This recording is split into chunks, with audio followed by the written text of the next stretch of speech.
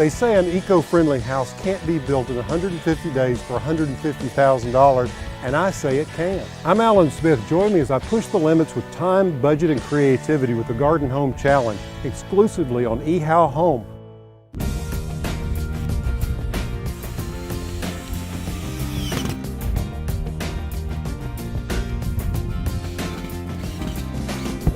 You know, when you build a house, it's a 7-day-a-week project. It's a holiday weekend.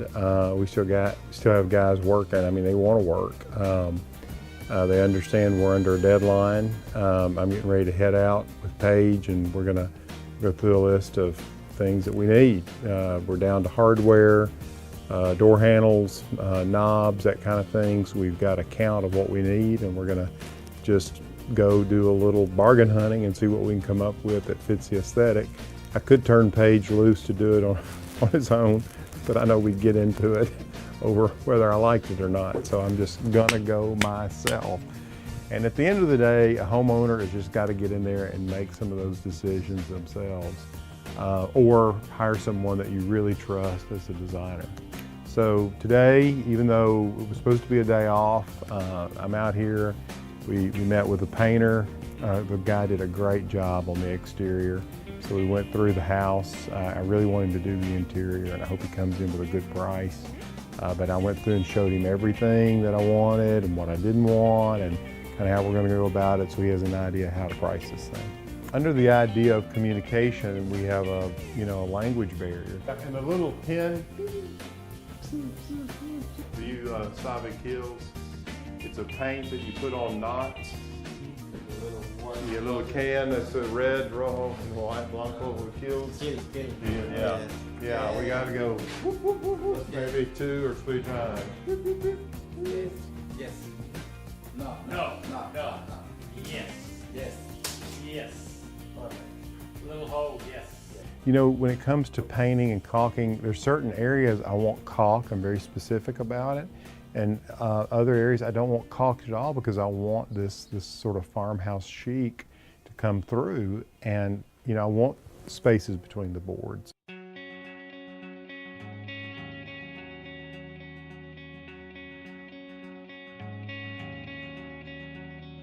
And then we met with Brett, who's done all the metal work on the roof. He's wrapping up the guttering today, talking about the rainwater harvesting system that we want to do here. Just had to make sure that we were communicating very clearly about it. And I think we got a lot of those issues worked out.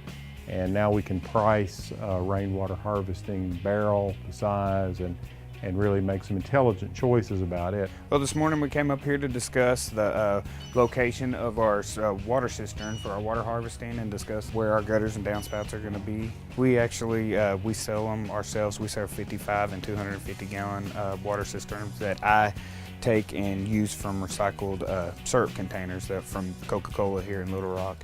And I take them and clean them out and put valves in them and spigots and overflow valves, and do all the work ourselves. It's very green. Build the stands for them, and then we go out to people's homes and we set them up depending on what size and how many they need. And we take the calculations of how the rain and the water and the roof, and we want to be able to water the whole yard all the way around it, so the elevation comes into play, and the location is very important. The rainwater that we're trying to catch is going to be to help water throughout the gardens here, but it's also the overflow is very important, and where all the water goes and which direction it goes. And we have a retention pond down here at the bottom of the hill, and that's what our focus is also this morning.